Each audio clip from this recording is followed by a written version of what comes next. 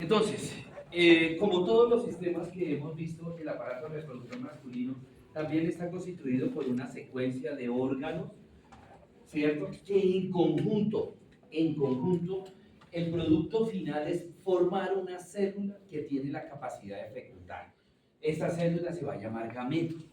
Ahora, de manera individual, cada célula o cada órgano contribuye de diferente manera para que precisamente se forme al final ese gameto que vamos a llamar espermatozoide para que logre o tenga la capacidad de fecundar. En hombres y en mujeres, ¿sí? El aparato reproductor masculino lo vamos a dividir en dos, en unos genitales internos y en unos genitales externos. ¿Cuál es el criterio para yo definir que un genital es interno y es externo? No es, óiganlo bien, no es que esté por fuera de la cavidad pélvica, no, sino ¿cuál es el criterio? Si ese órgano tiene recubrimiento de peritoneo, es un genital interno. Si no tiene recubrimiento de peritoneo, es un genital externo. En los hombres solamente hay un genital externo, que es el pene. El escroto, que lo vamos a ver ahorita, esta bolsa y el testículo, a pesar que están fuera, tienen peritoneo y por eso son genitales internos. ¿Sí? Bueno, muy bien. Entonces vemos el escroto. El escroto es esa bolsa que está por debajo del pene y que tiene la función de albergar, de almacenar o de guardar los testículos. Esa capa tan delgada de piel tiene 7 capas. ¿Cuáles son? Primero que todo, la piel común y corriente. Segundo, un músculo que se llama músculo dartos. Es un músculo plano, súper delgadito. Yo creo que es el más delgadito que hay en el cuerpo humano. Músculo dartos. Luego viene la fascia espermática externa. Luego viene la fascia espermática interna.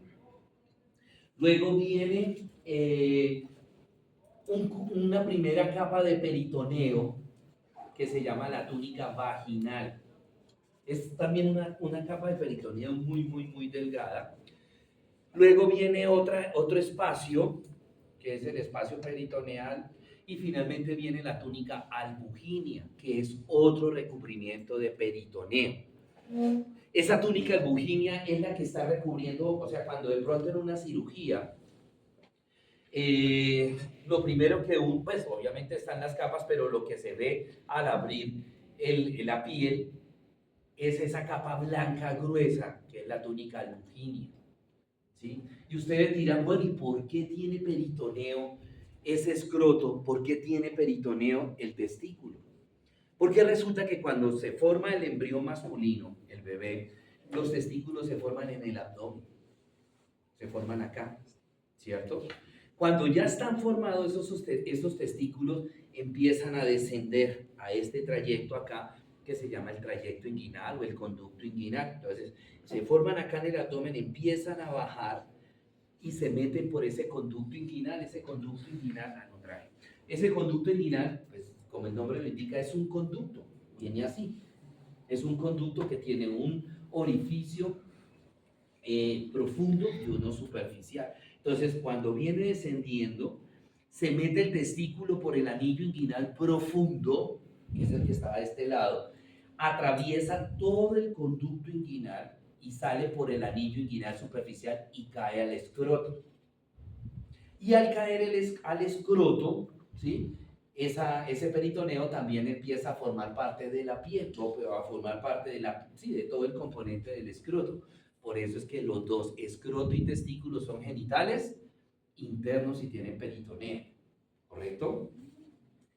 En algunas ocasiones existe un trastorno congénito en donde el testículo no desciende al escroto y el niño cuando nace, el escroto puede ser que un testículo haya descendido al escroto y el otro no, que esté un escroto vacío o que los dos escrotos estén vacíos. Eso se llama criptorquidia o ectopia testicular, ¿sí? ¿Hay que operarlo ya al niño? No. Se esperan, los urólogos dicen que hay que esperar Más o menos algunos urólogos dicen que esperar hasta los 6 meses. A ver si, porque hay unos descensos tardíos. Hay unos descensos cuando ya el niño ha nacido, por ahí a los 2, 3 meses, en donde de pronto la mamita está bañando al niño y de pronto apareció el testículo ahí en el escroto, ya sea de un solo lado o de ambos lados, ¿correcto? Muy bien. ¿Qué otra particularidad tiene esa zona escrotal? Es una zona muy vascularizada, tiene muchísimas arterias, tiene muchísimas venas, ¿sí? De tal manera que cualquier lesión, cualquier herida en esa zona sangra demasiado. Hay en los niños, cuando nosotros estamos pequeños, hay dos accidentes muy frecuentes. Y es o que una parte del prepucio se quede enredada en el cierre, o que una parte del escroto se quede enredado en el cierre. Además de que duele mucho porque es una zona también muy inervada. Ahorita vamos a ver, ¿sí? Entonces, sangra muchísimo. ¿Cuáles son las tres principales arterias que irrigan la región del escroto? Aquí hay más arterias, sino que ya son ramas terminales. Entonces tenemos la arteria escrotal posterior, que es arteria escrotal posterior, es rama de la pudenda interna, y la pudenda interna es rama de la ilíaca interna. Tenemos la arteria escrotal anterior, que es la rama de la arteria femoral. Y recordemos que esa arteria femoral es la misma arteria que ilíaca externa, que cuando pasa por detrás del ligamento inguinal se me convierte en arteria femoral, y apenas la arteria femoral cae al triángulo femoral acá en el muslo, ¿sí? Inmediatamente me da esa arteria escrotal anterior. Y tenemos la arteria cremastérica, que es rama de la arteria epigástrica inferior, y esa arteria epigástrica inferior es rama de la ilíaca interna. En las venas tenemos lo mismo, ¿sí? Las venas tenemos la vena escrotal posterior, que va a terminar ¿en dónde? En la vena pudenda interna. La vena escrotal anterior, que va a terminar en la vena femoral, y la vena cremastérica, que va a terminar en la vena epigástrica inferior. ¿Sí? Inervación. Como les decía, hay muchos nervios inervando esa zona del escroto, y son nervios importantes. Tenemos, por ejemplo, el nervio genitofemoral. Ese nervio genitofemoral es una rama del nervio femoral, que está aquí también. Acuérdense que es vena, arteria y nervio femoral. Entonces, ese nervio femoral me da esa rama genitofemoral. Están los nervios escrotales anteriores y posteriores, que son ramas del nervio pudendo.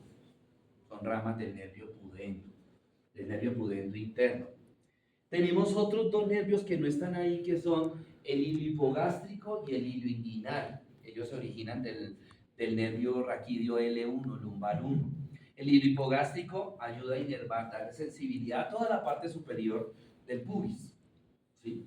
Y el hilo inguinal hacia la parte inferior y posterior del pubis. Todos ellos inervan esa parte del escroto, todos. Por eso también les decía ahorita que es una zona muy sensible, tan es así que los sexólogos han considerado esta zona como una zona erógena. ¿Qué son las zonas erógenas en nuestro cuerpo? Son aquellas zonas en nuestro cuerpo que al ser estimulado generan excitación y generan por ende una reacción del décimo par, que puede generar, en el caso de los hombres, va a generar erección del pene por la excitación. Tenemos ahora el testículo. El testículo es la gónada masculina, ¿sí? Está metida ya dentro del escroto, está cubierto por dos capas de peritoneo, una muy superficial, que es la túnica vaginal, la misma que encontramos en el escroto, y la otra que les hablaba ahorita, la túnica albuginea, que es la capa más gruesa. Aquí hay gente de la costa, perdón. Su merced, debe conocer los huevos de tortuga. Ok, la túnica albuginea es como el grueso de los huevos de tortuga, de la cáscara, por así decirlo. La cáscara de los huevos de tortuga no es como la cáscara de los huevos de gallina, es una cáscara toda blandita, pero es gruesa, ¿sí? Es gruesa, así de gruesa es la túnica albuginea, ¿sí? Muy bien. El testículo tiene 3 tipos de células. Las 3 células están, ojo, metidas dentro del testículo, pero en diferente parte. El testículo está constituido por estas estructuras redondas que se llaman los túbulos seminíferos. Los túbulos seminíferos. Dentro de los túbulos seminíferos hay dos de las tres células del testículo. ¿Cuáles son las primeras células? Todas estas que ustedes ven se llaman las células germinales. Las células germinales son esas células que por acción de la testosterona comienzan a madurar y a futuro se van a transformar ¿en qué? En espermatozoides. ¿Sí? Cuando el niño no ha entrado en la adolescencia, en su testículo solo hay células germinales, que son estas que ustedes ven acá, estas chiquiticas que ustedes ven acá. Pero ya cuando el niño entra en la adolescencia, empieza a haber una descarga hormonal de testosterona. Esa testosterona actúa sobre esas células germinales y se inicia en el niño o en el joven un proceso que en términos generales se llama espermatogénesis. ¿Sí? Espermatozoide, génesis, formación. Ese proceso de espermatogénesis tiene dos procesos. El primero, que es la espermatogénesis propiamente dicha, que ocurre ahí en el túbulo seminífero. Y el segundo proceso se llama espermiogénesis. Y ese ocurre en una estructura que vamos a ver ahorita que se llama epididio. Entonces, sobre estas células germinales, cuando ya el joven entra en la adolescencia, estas células actúa la testosterona y comienza el proceso de espermatogénesis. Entonces, las células germinales madura y se convierte en espermatogonia. Sigue madurando, espermatocito primario, sigue madurando, espermatocito secundario, sigue madurando, espermátido. Estas rayitas que ustedes ven acá cerca de la luz del túbulo son las espermátides. ¿Sí? Y esas espermátides caen por la luz del túbulo seminífero, ¿correcto? El segundo grupo de células son las células de Sertoli, que son unas células grandes alargadas que tienen la función de ser el soporte, el sostén de las células germinales. Y el tercer tipo de células se encuentra por fuera de los túbulos seminíferos, acá, en el parénquima testicular. Son estas células que se llaman las células de Leydig. Y esas células de Leydig, como el nombre de una mujer, tienen la función de producir testosterona. Y esa testosterona que producen acá las células de Leydig, pues actúa sobre las células germinales, ¿cierto? El primer proceso de espermatogénesis propiamente dicho, les decía que llega hasta espermátide. Luego la espermátide cae sobre el túbulo seminífero y va a caer en una estructura que se llama el epidídimo. Ahorita lo vamos a ver. Y allí, en el epidídimo, la espermátide se convierte en espermatozoide. Acá tenemos entonces otro túbulo seminífero. Este es un túbulo seminífero de un joven adolescente que está empezando. ¿Por qué lo sabe uno? Porque hay unos túbulos seminíferos que están cerrados, ¿sí? Y hay otros que ya están abiertos, pero no se ven espermátides. Igual acá tenemos este es el de un niño o un adolescente. Miren, que no tiene, sino todos estos punticos son puras células germinales. No hay espermatogonia, no hay espermatocito primario, secundario, nada de eso. Solo hay células germinales. Bueno, esta capa blanca es la túnica albuginea. Esa túnica albuginea emite o manda unos tabiques al interior del testículo para formar como compartimentos. Y dentro de esos compartimentos están los túbulos seminíferos. Esos túbulos seminíferos hacia la parte periférica medial del testículo se unen y me forman esta malla que se llama la rete testis o red testicular. Cualquiera de los nombres pueden utilizar. De esa rete testis salen estos conductos que reciben el nombre de conductos eferentes. Ojo, eferentes. Y esos conductos eferentes salen del testículo y se van a reunir, son muchísimos conductos eferentes, se van a reunir hacia la parte superior medial del testículo y me van a formar esto, se enrollan y me van a formar esta estructura alargada que se llama el epidídimo. Ese es el epidídimo. El epidídimo queda por fuera del testículo, ¿correcto? Luego ese epidídimo empiezan a unirse todo ese pocotón de conductos eferentes, se empiezan a unir ahí, ¿verdad? Y me forman el epidídimo. El epidídimo tiene tres porciones: la cabeza, el cuerpo y la cola. A ver, ¿dónde está? No está el epidídimo por acá. Bueno, muy bien. Mírelo acá, el epidídimo. Cabeza, cuerpo, cola. Aquí en la cola ya hay poquitos conductos eferentes. ¿Por qué? Porque ya todos se fusionaron. Y me queda solo un conducto, solamente sale un conducto de la cola del epidídimo, sale uno solo y se llama conducto deferente. No confundan eferente con deferente. ¿Sí? Entonces, la función de ese conducto deferente es transportar esos espermatozoides que ya se formaron como espermatozoides. ¿En dónde? Aquí en el epidídimo, ¿correcto? El testículo, el conducto deferente y el epidídimo están irrigados por esta arteria, que ya por ahí nosotros vimos, la arteria testicular. Recuerden que esa arteria testicular nace ¿en dónde? En la arteria aorta. Es la misma gonadal, pero aquí ya estamos en reproductor masculino, entonces se llama arteria testicular, que nace de la aorta. ¿Listo? Muy bien.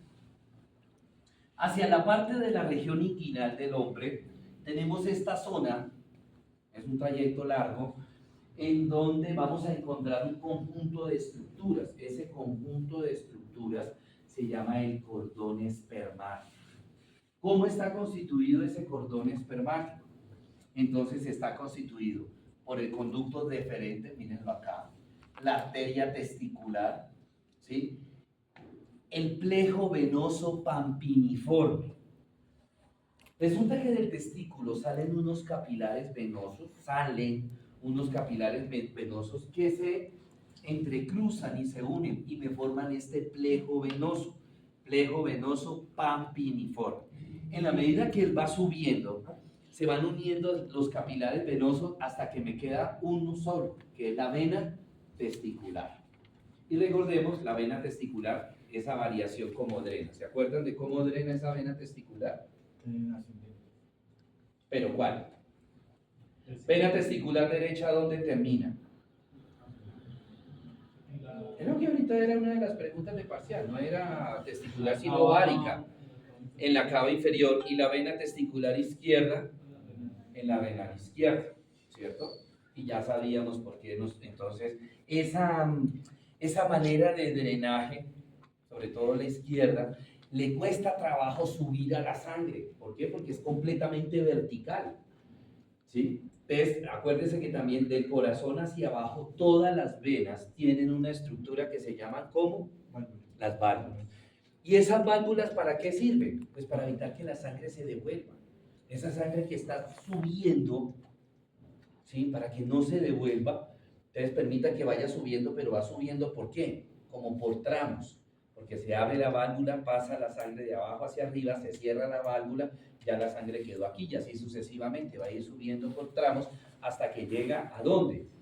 Pues va a llegar hacia la cava inferior para que de ahí llegue al corazón, a la aurícula derecha, ¿correcto?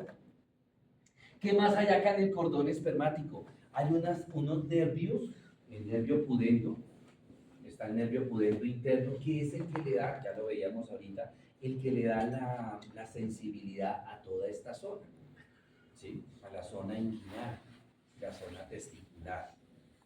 Hay otro músculo que se llama músculo cremaster, ¿sí? ¿Cuál es la función de ese músculo cremaster? En términos generales, la función de él es regular la temperatura del testículo. ¿Cómo así? Resulta que la temperatura corporal, ¿sí? Más o menos 37,5, y la temperatura escrotal es más baja, ¿sí? 2 grados más baja. ¿Por qué? Porque esa temperatura corporal de 37,5 sobre esas células germinales es muy alta y las quema. Y el paciente quedaría con infertilidad. ¿Sí?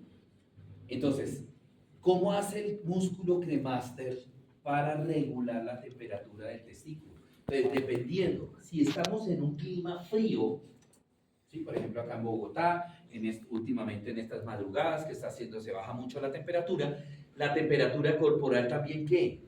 Se baja. Y por lo tanto, la temperatura escrotal también se baja. Y ese descenso de la temperatura escrotal es muy frío para las células germinales y las puede destruir. Entonces, ¿qué hace el músculo cremaster? Se contrae y sube el testículo. Sube el testículo. Por eso es que, por ejemplo, acá en Bogotá, en la mañana, nosotros los hombres no tenemos el testículo tan descendido, ¿sí? Tenemos ese escroto como muy pegado al pene, no cuelga, por así decirlo.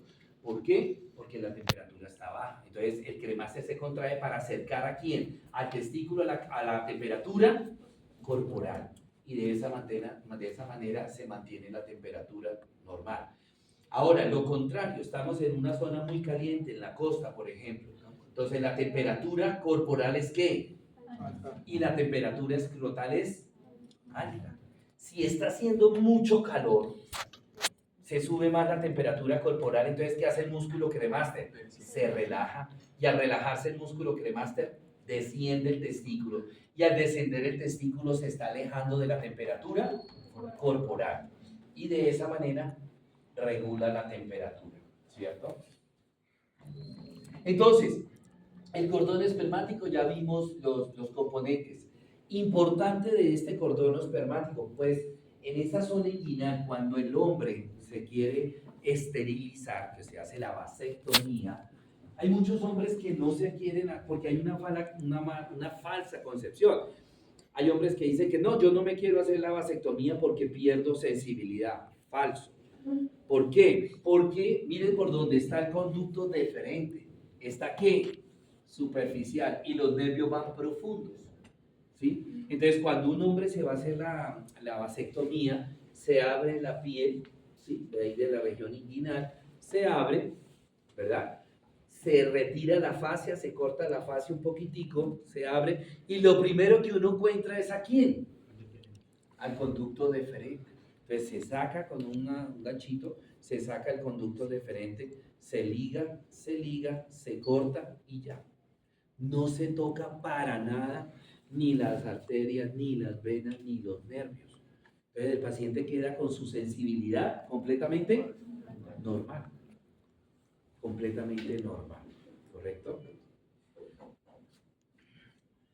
Bueno, cordón espermático, el epidídimo, conducto deferente. Mírenlo acá, en esta disección cadavérica. Entonces tenemos el testículo, esta capa blanca que ustedes ven en la túnica albuginia, tenemos el epidídimo, este es el conducto deferente.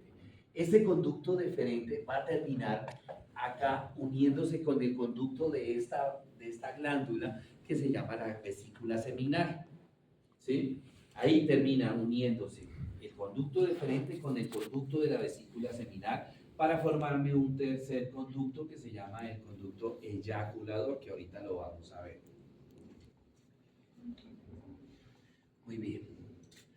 Entonces, la vesícula seminal es un par de vesículas, ¿cierto?, que se encuentran ubicadas en la parte posterior inferior de la vejiga por encima de la próstata. ¿Cuál es la función de esta vesícula seminal? Oigan, empezar a formar el semen, que es la parte líquida por donde se mueven los espermatozoides. Esa vesícula seminal va a producir un líquido que es como blanco perlado, como blanco lechoso. Es un líquido que tiene alto ácido hialurónico, que tiene glucosa, tiene muchos electrolitos, tiene un factor anticoagulante. Ojo, comienza a formar el semen, ¿correcto? Entonces acá vemos cómo ese es el conducto deferente, se une con el conducto de la vesícula seminal y me forma el conducto eyaculador. ¿Dónde termina ese conducto eyaculador? Creo que nosotros vimos ya renal, ¿cierto? Y vimos las partes de la uretra masculina. La uretra prostática, ahí termina, en la primera porción de la uretra masculina, termina el conducto eyaculador, ¿sí? En una elevación, tan pronto entra a la próstata, perdón, a la uretra prostática, el conducto eyaculador levanta acá, en toda la mitad, levanta esa mucosa de la uretra y me forma una estructura que se llama el verum montano. Y ahí en toda la mitad del verum montano hay un huequito que es por donde va a salir pues el semen, ¿verdad? Y eso se llama utrículo prostático, ¿correcto? Conducto eyaculador. La próstata es una glándula bulboalveolar que se encuentra en la parte posterior inferior de la vejiga, ¿cierto? Esa glándula está ubicada, tiene una serie como de compartimentos, ¿verdad? Esa glándula tiene unos lóbulos, anterior, posterior y dos lóbulos laterales. El lóbulo posterior, las células que forman el lóbulo posterior son las que más frecuentemente tienen la tendencia de hipertrofiarse, y al hipertrofiarse, es decir, al crecer esas células, se vuelven malignas y aparece el cáncer de próstata.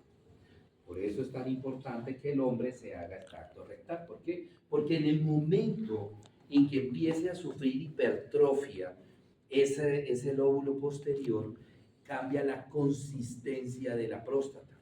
Normalmente le enseñan a uno en medicina que la consistencia de la próstata es como la consistencia de la punta de la nariz, ¿cierto? Entonces, en el momento en que uno, mientras adquiere como destreza en los dedos para determinar la consistencia de la próstata, en el momento que ya uno empiece, así no haya masa, a ver que aquí, hombre, aquí hay como, siento ese pedacito de la próstata dura, inmediatamente hay algo ahí. Puede ser que no sea un cáncer, puede ser una hiperplasia benigna de próstata, puede ser un síndrome prostático o puede ser un cáncer. Entonces, por eso es tan importante esa parte. Entonces, aquí tenemos la próstata, ¿sí? Y aquí está este pedazo que ustedes ven, es la primera porción de la uretra masculina.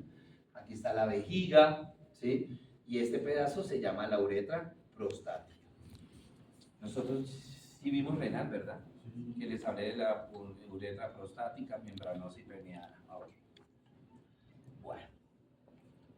Luego tenemos las glándulas bulburetrales. Las glándulas bulburetrales son dos glandulitas como a manera de lentejitas que están al lado y lado de la segunda porción de la uretra masculina, es decir, en la uretra membranosa. Recuerde que está uretra prostática, luego viene este pedacito que es la uretra membranosa, al lado y lado están las glándulas bulburetrales. Se me olvidaba decirles algo, la próstata continúa formando el semen. Esas células bulboalveolares también producen un líquido que igual tiene mucha glucosa, ácido hialurónico, electrolitos, factor anticoagulante, para continuar formando el semen. Y finalmente tenemos estas glándulas bulburetrales, que ellas terminan de formar el semen. Las glándulas bulburetrales producen una secreción transparente, una secreción cristalina, mucoide, ¿cierto? Que es el que nosotros conocemos como el líquido preseminal. Durante la fase de excitación sexual del hombre, esas glándulas bulburetrales comienzan a producir esa secreción y en primera instancia esa secreción sale por toda la uretra masculina, o sea, la uretra peneana. Se produjo acá, caen en la uretra peneana y esa secreción va por toda la uretra peneana. ¿Para qué? Primero, ¿cómo creen ustedes que es el pH normal de la uretra peneana? El pH. Ácido. ¿Por qué? Pues constantemente está pasando orina. ¿Sí? Entonces, si llegase a pasar semen con espermatozoides por esa uretra que está ácida, esa acidez mata a los espermatozoides. Entonces, la primera función de ese líquido es neutralizar el pH de la uretra, en primera instancia. ¿Para qué? Para cuando pase el semen con los espermatozoides, el pH está ¿qué? neutro y no se mueran los espermatozoides. Segunda función de ese líquido, lubricar el pene, lubricar el glande. ¿Para qué? Para que cuando el hombre penetre no haya, el glande no, o el glande o el prepucio, lo que sea, no esté seco y de pronto la mucosa de la vagina rasgue esa piel o rasgue, le produzca laceraciones o le produzca heridas a ese glande para que pues, no se produzcan infecciones y laceraciones, heridas. Entonces, esa es la segunda función, lubricar. Y la tercera función que ya la había dicho era terminar de formar el semen. Terminar de formar el semen, ¿correcto?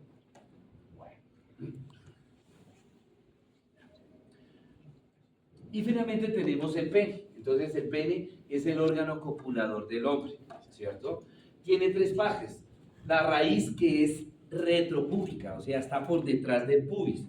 Esa raíz del pene está formada por dos músculos, que son el bulbo esponjoso y el isquio cavernoso.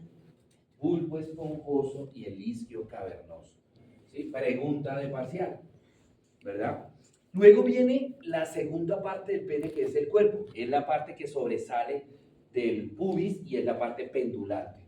Y luego tenemos el glande, que es la parte distal del pene. Ese glande tiene en la parte anterosuperior, tiene un orificio que se llama meato urinario. Ahí en el meato urinario es donde termina la uretra masculina. La uretra peneana o uretra esponjosa, y ahorita les digo por qué se llama esponjosa. Y segundo, en la parte inferior tiene una dilatación que se llama la corona del glande. Por debajo de la corona del glande hay un surco que se llama surco balano prepucial, ¿verdad? Cuando el niño nace, ese glande está recubierto por una capa cutánea que se llama prepucio.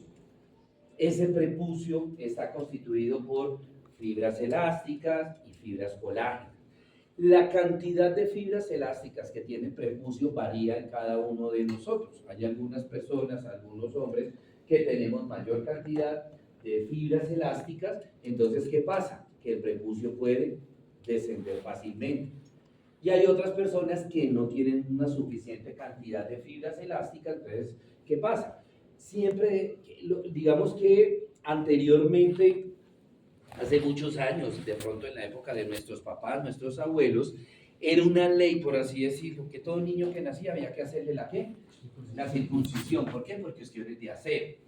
¿Sí? Entonces a todos los niños se les hacía la circuncisión por cuestiones de aseo, porque ese surco balano prepucial es un sitio de reservorio. En el caso de que ese hombre tenga relaciones sexuales con una mujer y la mujer tiene VPH, virus del papiloma humano, ahí en ese surco balano prepucial es donde se va, digamos, como a alojar el VPH. Entonces, ¿qué pasa? Que él va a reproducirse ahí y cuando ese hombre tenga relaciones sexuales con la esposa o con otras mujeres, le va a inocular el VPH. Desafortunadamente para la mujer nosotros somos portadores asintomáticos. A lo sumo, y tiene que estar ese hombre pero fundido en VPH para que le dé una uretritis. Pero desde que no sea mucha la cantidad de VPH, ¿sí? No, el hombre no tiene síntomas, pero la mujer sí. Parece que el VPH es ¿pre qué?